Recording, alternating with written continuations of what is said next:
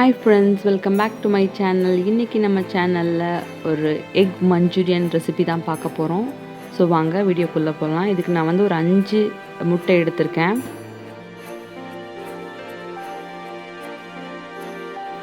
So இது கூட வந்து கொஞ்சமாக பெப்பர் அண்ட் கொஞ்சமாக உப்பு சேர்த்து நல்லா கலந்து விட்டுட்டு இதை ஆவியில் வச்சு வேக வச்சுக்கலாம்.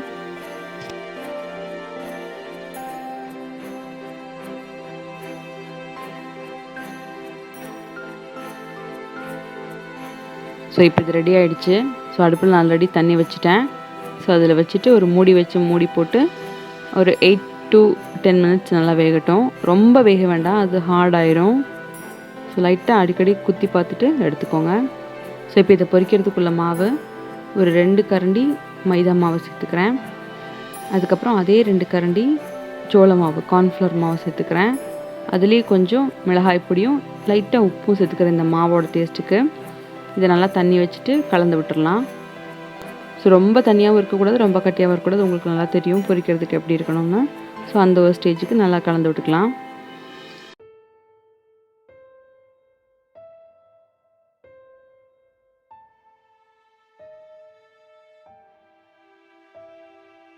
ஸோ இப்போ இது ரெடி ஆயிடுச்சு. வாங்க முட்டை வெந்துருச்சான்னு பார்க்கலாம். ஸோ இப்போ முட்டையும் ரெடி ஆயிடுச்சு. ஸோ இப்போ இதை எடுத்துகிட்டு சின்ன சின்ன பீசஸாக கட் பண்ணி வச்சுக்கலாம்.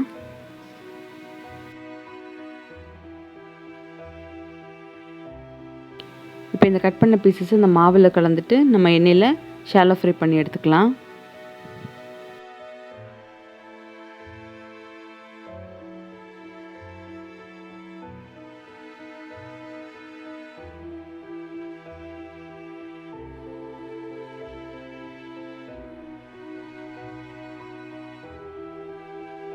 ஸோ பேனில் கொஞ்சமாக எண்ணெய் விட்டுட்டு இப்போ நம்ம ஷாலோ ஃப்ரை பண்ணி எடுத்துக்கலாம் ஒன்று ஒன்றா வச்சு.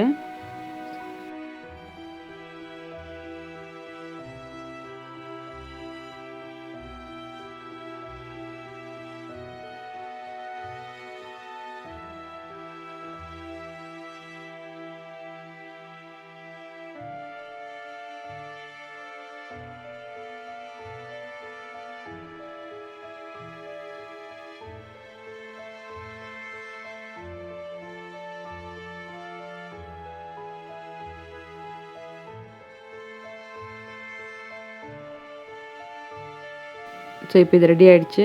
ஸோ இது அப்படியே எண்ணெயை வடிச்சிட்டு எடுத்துக்கலாம். அடுத்த பேட்சையும் அப்படியே போட்டு எடுத்துடலாம். ஸோ இப்போ நம்ம கிரேவி செய்ய போகிறோம். வாங்க மஞ்சூரியன் எப்படி செய்யுதுன்னு பார்க்கலாம். ஸோ ஒரு வடச்சட்டியில் எண்ணெய் விட்டுட்டு இஞ்சி பூண்டு இது ரெண்டையும் போட்டு நல்லா பச்சை வாசம் போகிற அளவுக்கு வறுத்துக்கலாம்.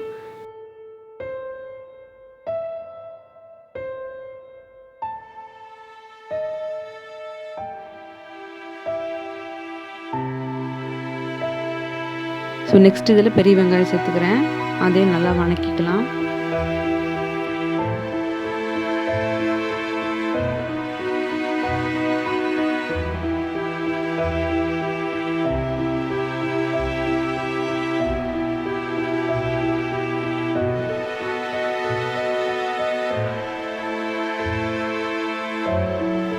ஸோ அதுவும் நல்லா வணங்கினதுக்கப்புறம் இப்போ நம்ம ஒரு குடமிளகா ஃபுல்லாக எடுத்திருக்கேன்.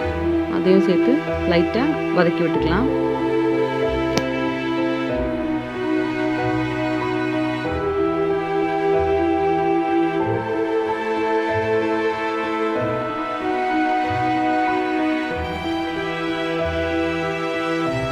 ஸோ இப்போ இதில் தேவையான சாசஸ் எல்லாம் சேர்த்துக்கலாம். இதில் வந்து நான் கெச்சப் ஒரு கரண்டி சேர்த்துக்கிறேன்.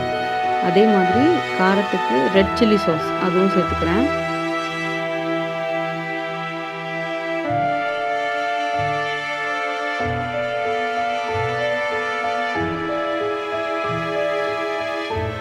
ஸோ நெக்ஸ்ட்டு சோயா சாஸ் அதுவும் சேர்த்துக்கிறேன். அதுவும் ஒரு கரண்டி. ஸோ இப்போ இதெல்லாத்தையும் நல்லா மிக்ஸ் பண்ணி வதக்கி விட்டுக்கலாம்.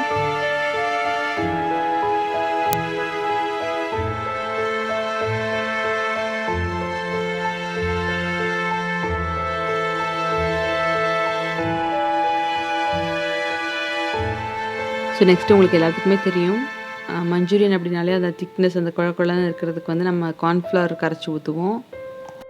ஸோ இப்போ அதுக்கு நான் ஒரு சின்ன பாத்திரத்தில் ஒரு 1 1/2 ஸ்பூன் கார்ன்ஃப்ளவர் எடுத்துகிட்டு தண்ணி ஊற்றி மிக்ஸ் பண்ணிட்டு சேர்த்துக்கிறேன். ஸோ இதில் வந்து உங்களுக்கு எவ்வளோ கிரேவியாக வேணுமோ, எவ்வளோ தண்ணி மாதிரி வேணுமோ அந்த அளவுக்கு தண்ணி சேர்த்து இதோட ஒரு ஜஸ்ட் ஒரு பச்சை வாசம் போகிற வரைக்கும் ஒரு 2 கொதி விட்டுக்கலாம்.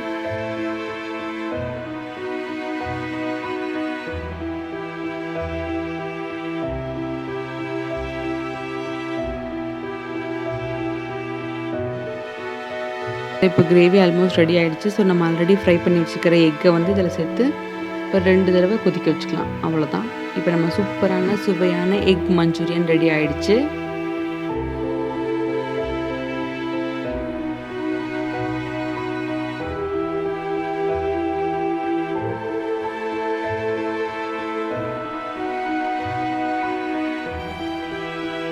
ஸோ கண்டிப்பாக இந்த ரெசிபி உங்களுக்கு பிடிச்சிருக்குன்னு நினைக்கிறேன். ரொம்ப ஈஸியாக சீக்கிரமாக செஞ்சிடலாம். ஸோ வீடியோவை மறக்காமல் லைக் பண்ணுங்கள், ஷேர் பண்ணுங்கள், சேனலை மறக்காமல் சப்ஸ்கிரைப் பண்ணுங்கள். ஸோ தேங்க்யூ ஃபார் வாட்சிங். டாடா, பாய், see you.